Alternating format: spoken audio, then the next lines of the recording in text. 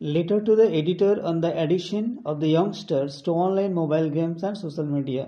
অর্থাৎ একটা এডিটরকে চিঠি লেখো on the addiction of the youngsters, অর্থাৎ ইয়াং জেনারেশনের ছেলেদের যে অ্যাডিকশন মানে এটা নেশাগ্রস্ত অবস্থা টু অনলাইন মোবাইল গেমসের উপর এবং সোশ্যাল মিডিয়ার উপরে, তার উপর একটা এডিটোরিয়াল লেটার এইভাবে লিখতে হয়। To the editor the tradesman, Kolkata একটা অ্যাড্রেস দিতে হয়। সাবজেক্ট লিখতে হবে অ্যাডিকশনস two online mobile games and social media, অর্থাৎ একটা অ্যাডিকশন একটা নেশাগ্রস্ত অবস্থা অনলাইন মোবাইল গেমসের উপরে এবং সোশ্যাল মিডিয়ার উপরে। রেসপেক্টেড স্যার বলে লিখতে হবে।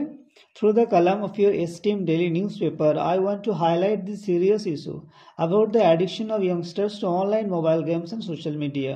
Through the column of your esteemed daily newspaper, আপনার গুরুত্বপূর্ণ ডেইলি খবরের কাগজের মধ্য দিয়ে I want to highlight this serious issue, আমি হাইলাইট করতে চাইছি এই একটা সিরিয়াস ইস্যু নিয়ে, সিরিয়াস বিষয়ে about the addiction of youngsters, অর্থাৎ ইয়ংস্টারদের যে অ্যাডিকশন অর্থাৎ ইয়াং জেনারেশনের ছেলেদের যে একটা নেশাগ্রস্ত অবস্থা টু অনলাইন মোবাইল গেমসের উপরে অ্যান্ড সোশ্যাল মিডিয়ার উপরে। It is a common problem now, এটা একটা কমন প্রবলেম এখন, সাধারণ সমস্যা। Now we are living in the age of science, আমরা এখন বিজ্ঞানের যুগে বাস করছি। Science has made our life easy and comfortable, science মানে বিজ্ঞান আমাদের লাইফকে ইজি করেছে, আরামদায়ক করেছে, কমফোর্টেবল করেছে। Science has invented many things, বিজ্ঞান অনেক কিছু আবিষ্কার করেছে। Mobile phone is one of them, তাদের মধ্যে মোবাইল ফোন হলো একটা।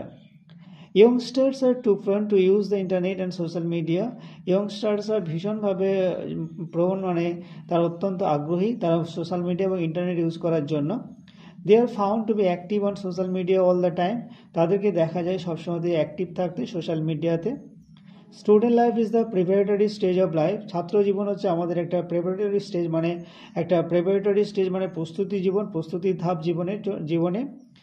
দে should focus themselves on study, তখন তাদের ফোকাস করা উচিত নিজেদেরকে স্টাডির ওপরে। Their attention is being diverted for the continuous use of the internet and being active in social media.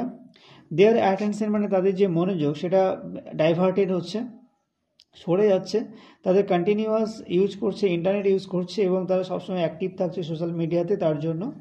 They are being irritated and don't listen to the advice of the elders, তারা irritated হয়ে যাচ্ছে মানে খিটখিটে হয়ে যাচ্ছে এবং বড়দের advice শুনছে না।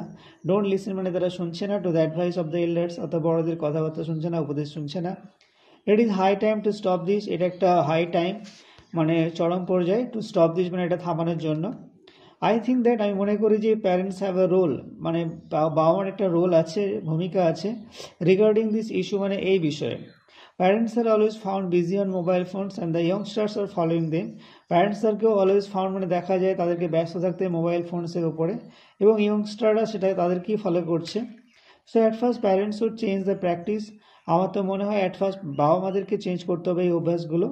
And their children will also follow them, তাদের চিলড্রেনও সেটা ফলো করবে। With thanks and regards.